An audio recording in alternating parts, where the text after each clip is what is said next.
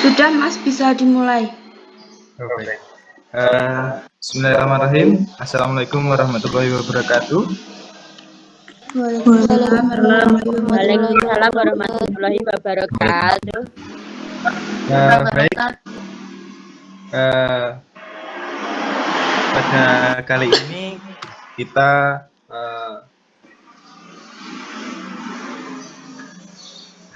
kami dari kelompok 3 dari BK Anak Berbakat ini akan membawakan presentasi yang berjudul kurikulum berdiferensiasi. Nah, kami dari kelompok 3 itu ya beranggotakan baik. Bentar.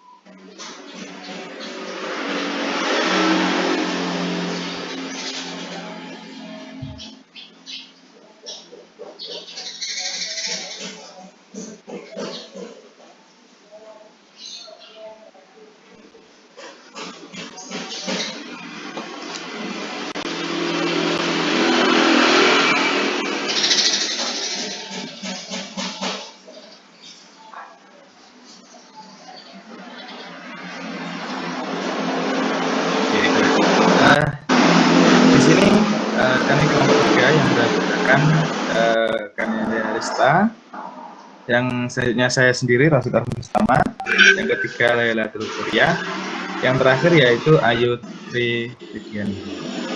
Baik.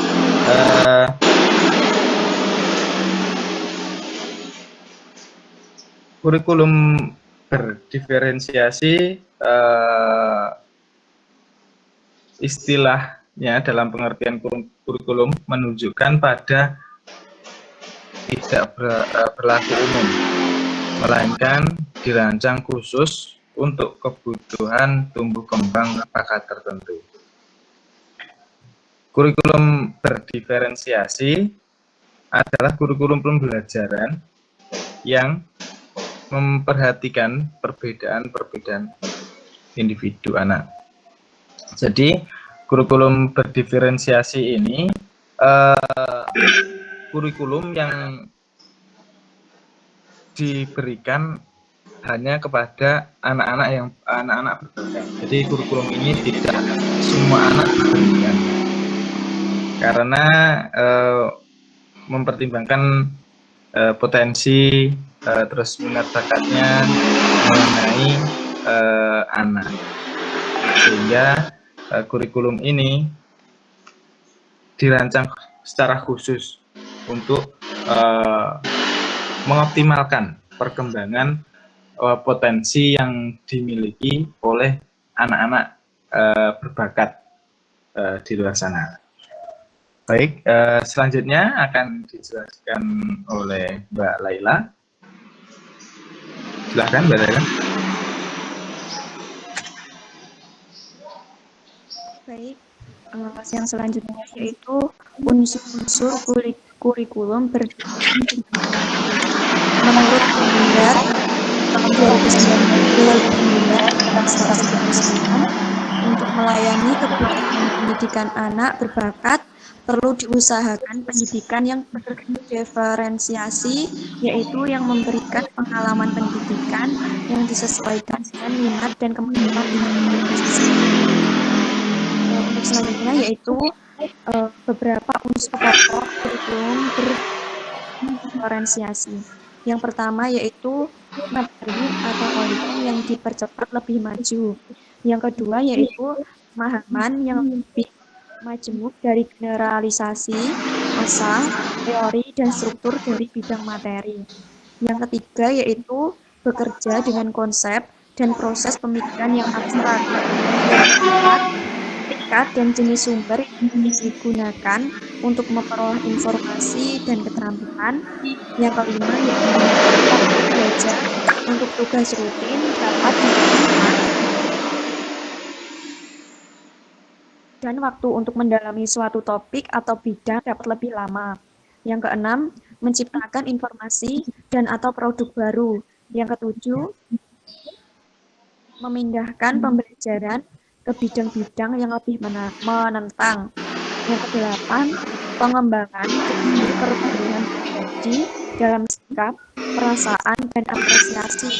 Yang kesembilan, kemampuan dalam berpikir dan belajar. Selanjutnya akan dijelaskan oleh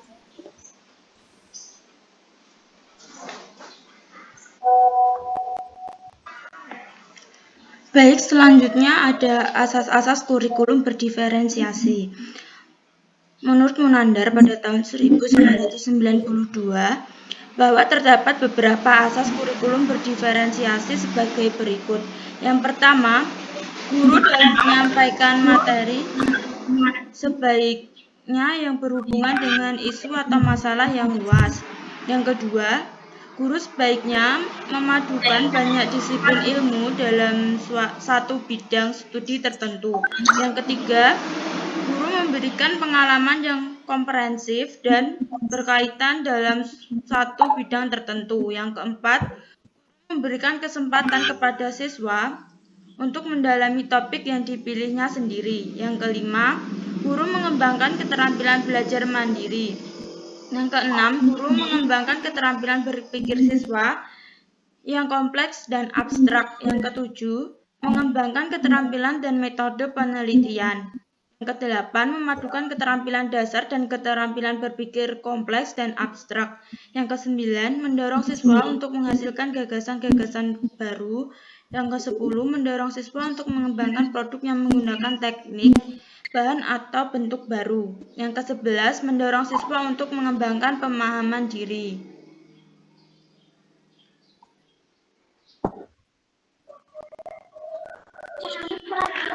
Baik, selanjutnya penerapan kurikulum berdiferensiasi.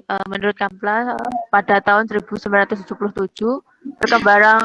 perkembangan kurikulum dewasa ini menekankan penggunaan kurikulum secara fleksibel, sesuai dengan kebutuhan guru, dan yang memungkinkan keragaman cara untuk mencapai sasaran belajar. Di sini penerapan kurikulum berdiferensiasi, yaitu yang pertama, kurikulum berdiferensiasi menyesuaikan dengan kurikulum umum. Yang kedua, kurikulum berdiferensiasi dengan menggunakan kurikulum yang baru atau khusus. Di sini kurikulum berdiferensiasi menyesuaikan dengan kurikulum umum. Yang pertama, menambah hal-hal baru yang menarik dan menantang bagi anak yang berbakat. Yang kedua, mengubah bagaimana itu yang kurang sesuai. Yang ketiga, mengurangi kegiatan-kegiatan yang terlalu rutin. Yang keempat, meluaskan dan mendalami materi. Baik, yang kedua, kurikulum berdiferensiasi dengan menggunakan kurikulum yang baru atau khusus. Dalam menyusun sebuah kurikulum, pendidik harus mengetahui beberapa asas kurikulum sebagai berikut. Yang pertama, berkaitan dengan materi. Yang kedua, berorientasi dengan proses. Yang ketiga, berpusat pada kegiatan aktif. Yang keempat, penerapan tugas berakhir terbuka. Yang kelima, memungkinkan anak memilih. Dalam kurikulum berdasar ini, guru menggunakan beberapa macam kegiatan. Yang pertama, ragam cara agar siswa dapat mengintegrasi kurikulum. Yang kedua, beragam kegiatan atau proses yang masuk akal sehingga siswa dapat mengerti dan memiliki informasi atau ide. Selanjutnya, beragam pilihan di mana siswa dapat mendemonstrasikan apa yang telah mereka dapatkan.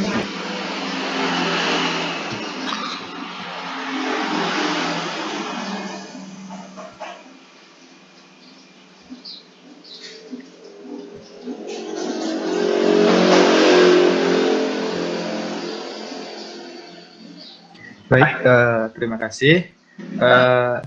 Itu paparan presentasi dari kelompok kami. Apabila ada yang kurang paham atau kurang dimengerti, kami berikan kesempatan kepada teman-teman untuk menanyakan mengenai tema yang kami sampaikan. Silakan bisa ditulis di kolom chat, ya, teman-teman yang ingin bertanya. Kami membuka pertanyaan, 5 pertanyaan. Silakan. Izin bertanya, Mas Roset. Ya, silakan. Perkenalkan, nama saya Abdul Gejanati nomor 027. Yang saya tanyakan, apa saja kendala dalam penerapan kurikulum berdiferensiasi ini dan bagaimana cara mengatasinya? Terima kasih. Baik.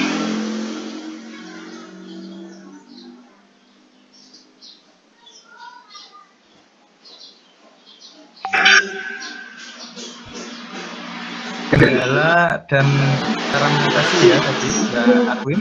Yes. Siap, terima kasih. Ditunggu ya. Yang lain, teman-teman, silahkan.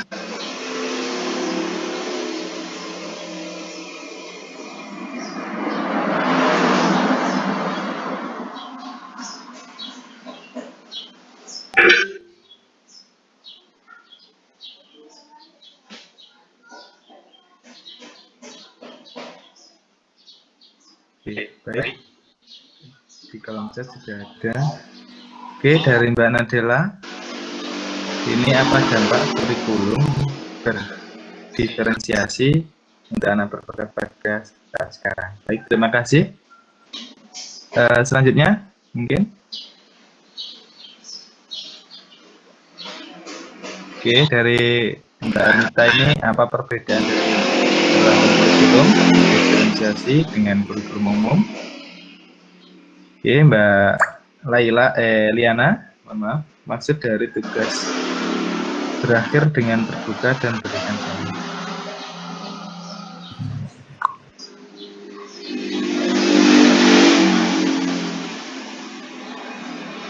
Baik, satu lagi teman-teman, silahkan.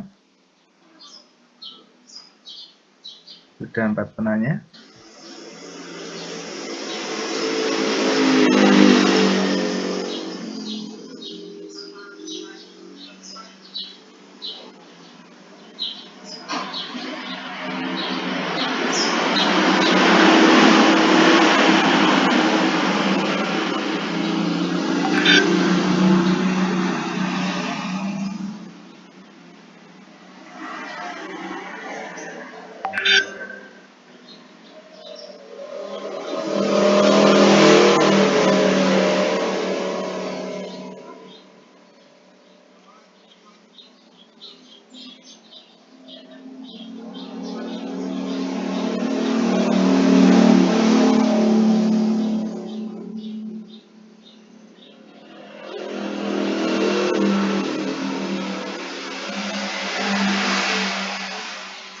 Saya akan bertanya.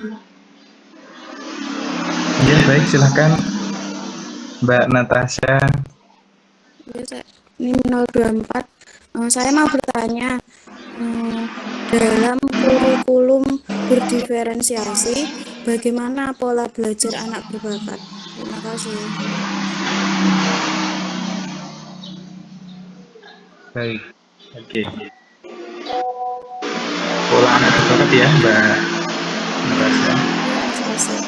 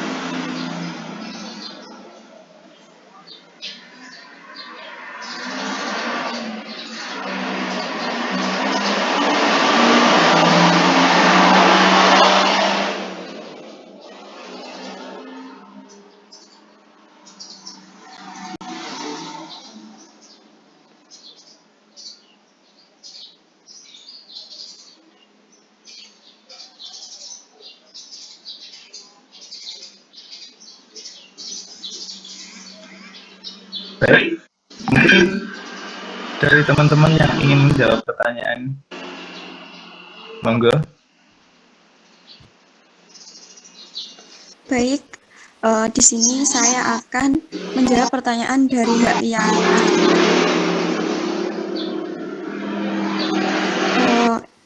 Pertanyaan dari Mbak Liana tadi, maksud dari tugas berakhir dengan terbuka dan berikan contohnya. Nah, penerapan ini masuknya di dalam asas-asas ya Mbak Liana, di asas-asas kurikulum berdiferensiasi.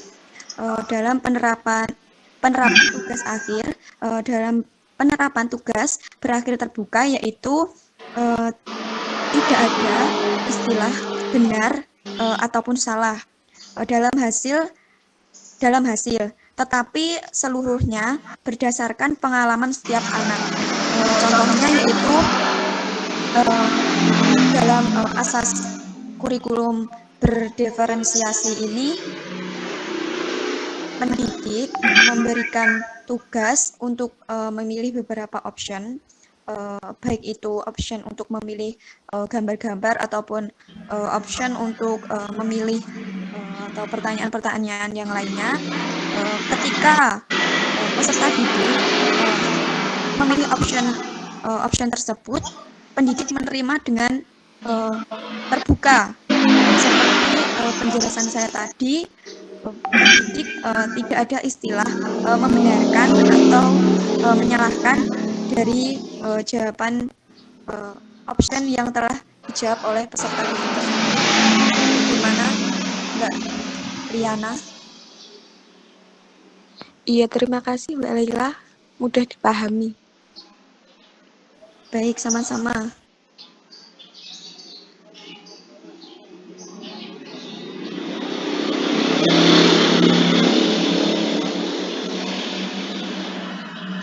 Baik, mungkin teman-teman yang lain yang ingin menjawab. Baik, selanjutnya saya akan menjawab pertanyaan dari Mbak Ernita. Apa perbedaan dari penerapan kurikulum diferensiasi dengan kurikulum umum? Yang pertama, muatan atau materi yang diberikan kepada anak berbakat itu berbeda-beda sesuai dengan minat dan kemampuan anak. Yang kedua, proses belajar anak berbakat, entah itu waktu maupun caranya, dibedakan dengan anak umumnya, sesuai dengan tingkat kemampuan anak. Yang ketiga, dalam hal penugasan, anak berbakat diberikan beban produk yang lebih rumit dan kompleks daripada anak umum. Produk belajar itu sendiri dapat berupa lisan, tulis, maupun benda. Bagaimana Mbak Ernita? Terima kasih Mbak Nista.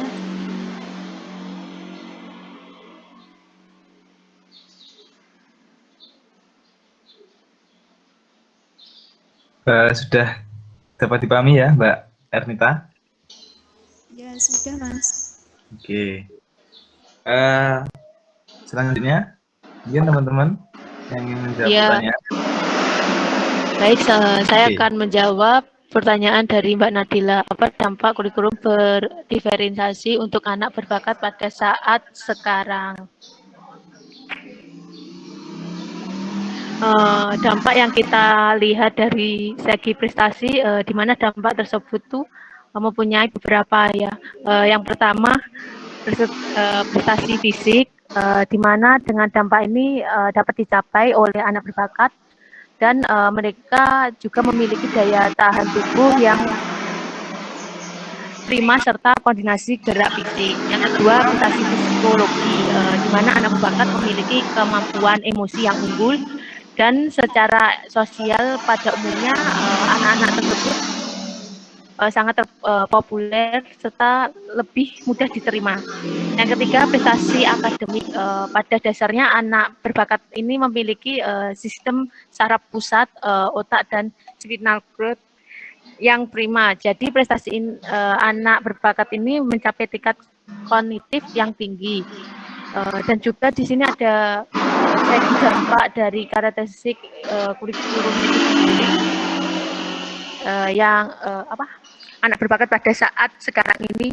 Yang pertama, mampu mengaktualisasi pernyataan secara fisik berdasarkan pemahaman pengetahuan yang sedikit. Yang kedua, dapat mendominasi diskusi dan tidak sabar untuk segera maju ke tingkat berikutnya. Baik, Mbak Nadila, apakah paham? Baik, terima kasih Mbak Ayu.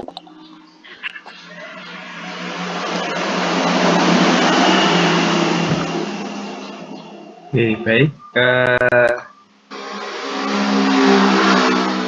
Bagaimana Mbak Nadila? Dapat dimengerti ya? Ya, Mas. Baik.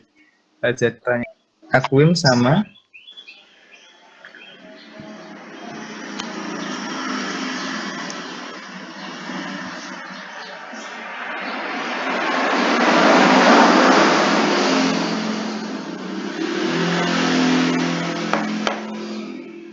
kurang pertanyaan Mbak Akwim sama Mbak Natasha. Baik, saya akan menjawab pertanyaan dari Mbak Natasha. Dalam kurikulum berdiferensiasi, bagaimana pola belajar anak berbakat? Nah, dalam pengajaran berdiferensiasi, anak berbakat sering belajar dengan banyak pola, seperti belajar sendiri-sendiri, belajar berpasangan, maupun belajar dalam kelompok. Oleh karena itu, pada saat tertentu dapat diberi kebebasan untuk dapat memilih materi pelajaran dengan media pembelajaran yang sesuai dengan kebutuhan masing-masing pada anak berbakat tersebut. Bagaimana Mbak Natasha?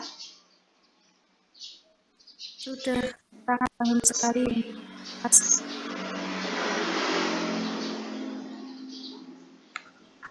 Baik, sudah dipahami ya Mbak Natasha? Sudah. Oh iya, terima kasih. Di sini saya akan menjawab pertanyaan dari Mbak Akwim. Tadi kendala dan cara mengatasi begitu ya, Mbak Akwim? Oke. Iya, Mas. Ya. Siap. Jadi kendala apa saja yang dihadapi guru dalam menggunakan kurikulum berdiferensiasi untuk anak berbakat ini. Jadi kendalanya diantaranya satu, memodifikasi materi yang berbakat. Dalam hal ini guru kesulitan dalam menyiapkan materi yang cocok dan menyediakan bahan yang lebih bagus atau canggih untuk anak berbakat. Kendala selanjutnya yaitu menentukan metode pembelajaran yang berbeda yang dapat digunakan pada saat yang sama. Selanjutnya, merancang produk pembelajaran yang dapat mengembangkan kemampuan anak untuk memahami materi pembelajaran dan menunjukkan kreativitasnya untuk dapat juga merancang produk berdasarkan pengalaman belajarnya. Yang terakhir ini yaitu lingkungan yang kurang kondusif, gitu. Jadi kendala-kendalanya itu, terus cara mengatasinya begitu ya.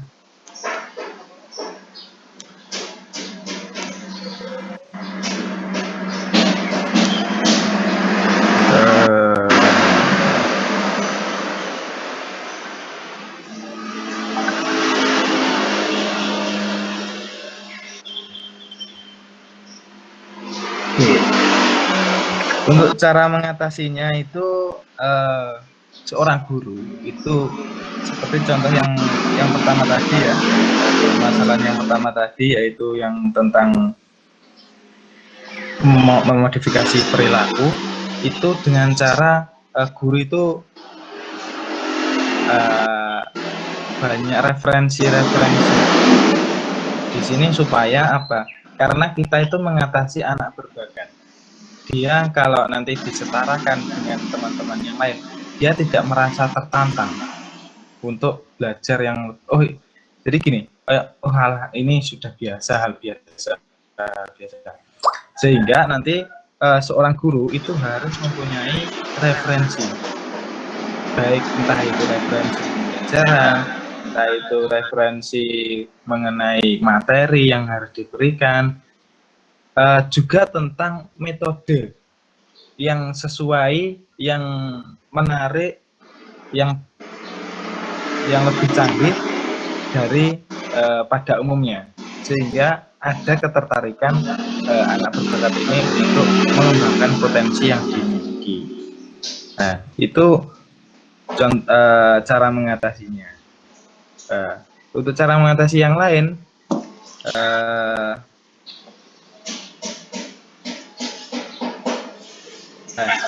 dari apa yang sudah direncanakan, materi yang direncanakan, ataupun metode yang sudah diterapkan, itu kan biasanya seorang guru menggunakan produk.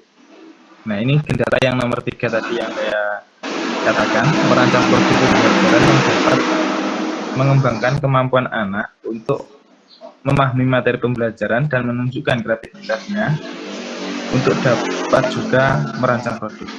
Nah, di sini selain hanya pembelajaran, seorang siswa ini harus juga bisa membuat produk atau rancangan produknya saja. Jadi cara mengatasi antara lain begitu, Mbak Agwin. Bagaimana? Iya, Mas Rose, terima kasih sudah jelas. Oke. Terima kasih. Mungkin teman ingin ditanyakan lagi mengenai materi pada siang hari ini? Cukup, Mas Rafet. Cukup ya, teman-teman? Atau masih ada lagi? Cukup, Mas. Cukup. Oke, baik. Terima kasih teman-teman yang sudah bergabung di Google Meet ini. Kami dari kelompok 3 apabila mempunyai atau melakukan kesalahan baik dari ucapan atau perkataan kami yang kurang berkenan di hati sampean, kami meminta maaf yang sebesar-besarnya. Semoga ilmu pada siang hari ini bisa bermanfaat bagi kita semua. Akhiran, ihdinas syiratal mustaqim. Wassalamualaikum warahmatullahi wabarakatuh. Waalaikumsalam warahmatullahi wabarakatuh. Waalaikumsalam warahmatullahi wabarakatuh.